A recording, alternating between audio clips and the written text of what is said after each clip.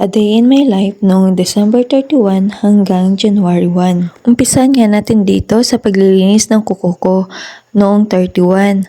3 AM na nga pala dito. Kakatapos ko lang ng mga ginawa ko, hindi pa ako makatulog kaya naman naisipan ko maglinis ng kuko kasi nga para sa January 1 ang binyag ng baby namin. So yan guys, tapos na nga ako. Madali lang din naman siyang matuyo kasi ito yung binigay sa akin ng mister ko na galing pa ng Kuwait na made in Turkey. Mabilis siyang matuyo yung yung cutics. At pagkatapos nga ay natulog na rin ako. Ito nga mga bandang alas 8 AM na ata nito. Mali yung relo namin kasi sira yung battery. Nandito na rin yung kapatid ko si Jennifer kasi tutulungan niya ako sa pagpiprepare para sa handa. At ito rin naman nga si Kuya Asher ay tumutulong din para tanggalin yung tag sa binili ko noong nakaraan para sa mga pinggan. At ito naman si Baby Asher ay Ezra. Ayan, naglalaro-laro lang. So yun guys, ayan nga naggagawa na nga ako para sa nagpe-prepare na ako para sa gagawin kong cake. Yung premix na rin yung ginawa ko kasi nga naisipan ko ako na lang yung gagawa ng cake para sa binyag ni baby at bibili na lang ako or magpapaprint ng ng topper para sa cake niya. Hindi lang din para sa pagtitipid, pero parang mas maganda kasi sa feeling na ikaw rin mismo yung gumagawa para sa birthday or sa okasyon para sa anak mo.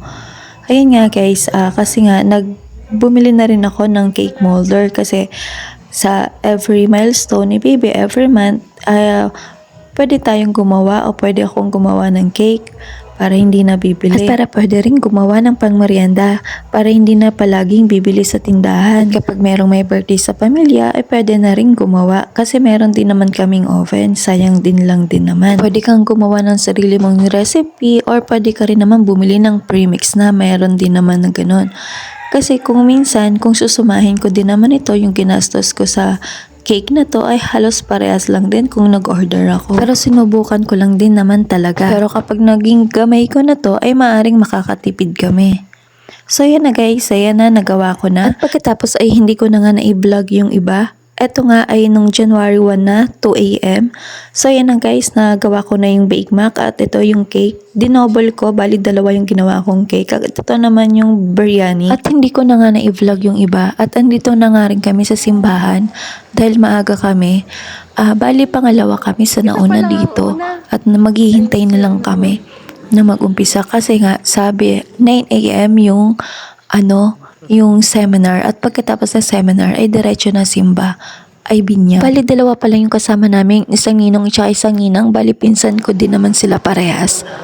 At nag-picture na lang muna kami habang naghihintay. So ayun na guys, ayan na nga, nag-umpisa na nga si father. Nagbibinyag na kay baby. Ayan, nagko-cross. Iba yung pagbibinyag ngayon kaysa mga nung nakaraan. At ito nga ay pauwi na kami. May dinaanan nga rin pala kami. May kinuha kaming order dun sa classmate ko sa Pangpang pero hindi na namin nabidyohan. So yun guys, nandito na nga kami sa bahay. At ito yung ginawa at prepare ng mga kapatid ko. At yung isang pinsan ng mister ko na si Ate Vivian, tapos yung mga kapatid ko nagtulong-tulong sila sa pag-aayos. At eto, hindi na ako nakapag-video-video at eto, tapos na nga. So ayun guys, ayun muna yung mga si Kuya Asher at si Baby Asher, and dun muna sa mga tita niya kasi nga pinabantayan ko muna kasi para makapag-ayos ako dito sa bahayan. Tapos na nga yung tapos ayun, natira, magliligpit na nga ako. Ganun talaga kapag naghahanda ka, ikaw na yung nagpe-prepare, nagluluto, kasi ka din naman magliligpit. Pero tinulungan din naman ako ng mga kapatid ko. So, hey lang guys, maraming salamat sa panonood at see you on my next vlog.